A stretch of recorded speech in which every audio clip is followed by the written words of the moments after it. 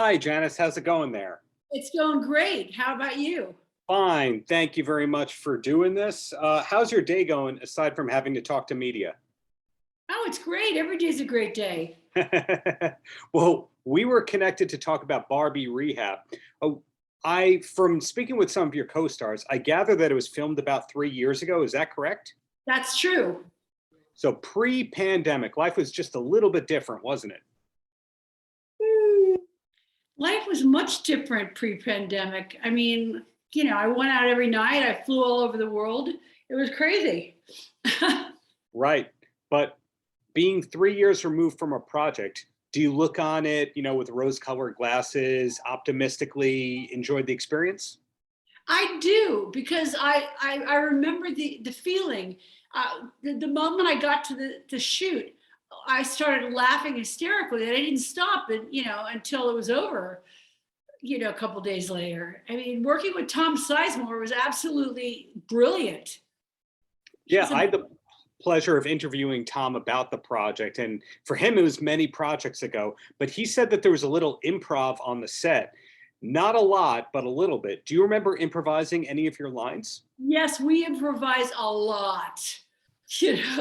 Tom is so funny. He's an Academy Award winner. What's not to love about like working right next to the star, and a lot of it was improvisational. Yeah, in Tom's case, we think of him as this dramatic actor, yet there's this really funny, witty, improv-oriented guy beneath that. In your case, you've broken type many times, and you are very funny. Do you wish more people knew that about you as the first thing rather than, hey, supermodel, author, that kind of a thing? Yeah, I wish they would know about my humorous side. I look at life, really optimistically, and you would have to going into a project like Barbie Rehab. Yeah. I'm looking. You're going to be working with Tom Sizemore, Bai Ling, all these great people. But once I got rolled my sleeves up and I read the script, the script was brilliant, and I knew that there was something that was going to be an occult following to this show. Yeah. Truly, the producers were like very keen, and they were wonderful to work with, and everybody on the set, every single person. I hate to sound Miss Jolly goody two shoes, but that's how it went. The only Yeah. time I remember being bummed out is like when Tom took too long in the bathroom. Well, you mentioned Bai Ling, who I've also interviewed about this project. And Bai Ling is very intelligent and very original. And she talks about being from, I believe it's from the moon. Is she like that on set, or is that something that we interviewers are blessed with? She's from the moon? I believe she was describing the planet that she was from numerous times during our conversation. All right. That's Bai Ling. You never know what's going to come out of Bai Ling's mouth, which is what's priceless about her. She looks amazing. At the drop of a hat, she could be anywhere from like a villain to like the girl next door. She's got many facets to her personality. And like you, she's released recorded music. Unlike me. No, like you. I know you put out a single a couple of years back. Yeah, there's some singles that are still coming out. I just can't remember the lyrics. Well, do you have plans to perform live once everything? I do, but like I'd really rather go watch paint dry. You've always been honest, and I cannot knock that. And another area you found a lot of successes in is writing books, and you pretty much had 3 books out in a 5 to 6 year period, if I remember correctly. That's true. They came fast and quick as long as there were paychecks, and those Right. paychecks were great. Judith Reagan is a great publisher. Yeah, behind all the Howard Stern books as well. Right. So do you have plans to do another book in the future? I think that could be in the cozy future, because after, the phone doesn't ring as much as it used to pre-pandemic. My phone used to be ringing 24/7, and now it's come to basically a standstill.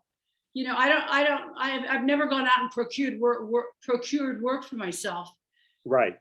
I think after people see Barbie's Rehab, they're going to see a side of me that they might like, that you might like. I do like.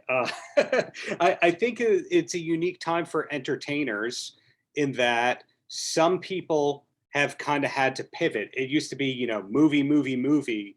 And then now it's kind of movie, horror con, chiller con. They're doing the convention circuit. That doesn't seem to be your world, but something that you would be great at. I can't see me at a convention. I don't know. I think I would just scare people off. I'm not very patient about signing autographs and this type of thing. No, I wouldn't be that good, unless they paid well. They do pay well if you go to the I'd be great at conventions then. So to recap what I've learned so far, Barbie Rehab is a new side of you. It's a project that you're very proud of, filmed a couple of years ago. Music, you've recorded more of it. We don't know if we're going to see you perform live, but you're still interested. If they offer you enough money, another book, they offer you enough money, conventions. We'll do conventions. Why not? Exactly. What's a former supermodel supposed to do? Conventions. Exactly. So is there a facet of entertainment you haven't yet conquered that you're still considering? I would really love to bring back my one-woman show. Mm-hmm. I did a one-woman show for 3 nights only at the at what was it, the El Capitan Theater? Mm-hmm. Was it the Zodiac or the El Capitan? What was it?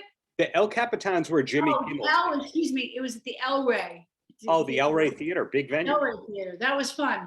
And I packed the house, and I used to do off-Broadway shows. So I'd like to sort of dip my toes back into that sort of genre. It's fun. If you were able to do that, do you already have a show written? No, but I could start writing. Got it. So creativity. Knock something out.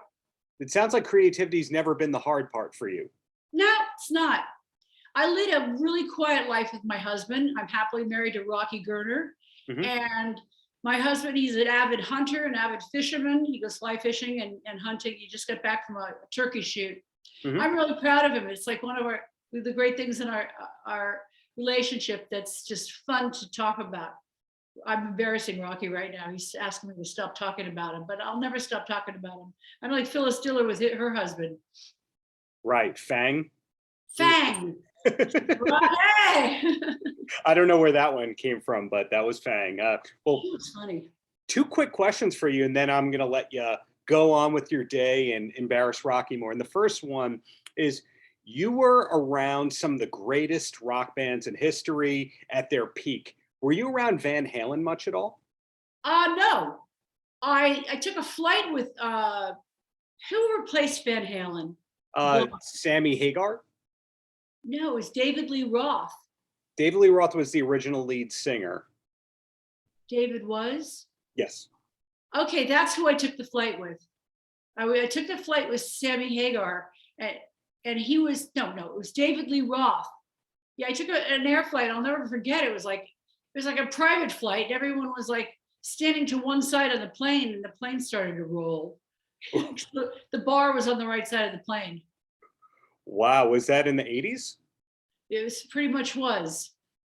And as they say, when you are seated next to David Lee Roth on a flight, the talking never stops, and you're not doing any of it. He's doing it all. Any recollection of that? So loud. It's like he's been sitting in front of the drums forever, and it's just knocked out a few eardrums. But he's a sweetheart. All those bands were fun. The Rolling Stones were fun. Hall & Oates were fun. Who else did we hang with? Grace Jones. Sure. Everybody from the 70s and the 80s. They all went to see the Duran. They all went to see the Azadine Elias shows, in which I was a big star doing. So it was fun to hang out with all the rock stars. And then my last question for you: do you and/or Rocky have a TV recommendation you could pass along besides Barbie Rehab that we should be watching? TV recommendation. Well, I don't care what anyone says. I'm going to still continue with my El Señor de los Cielos. It's these telenovels in Spanish, and I just sit there and I just think this guy is so sexy. It's been going on now. I had a tummy tuck about, I don't know, 6 weeks ago, and I can't get through these episodes. They're so fucking long. It's crazy.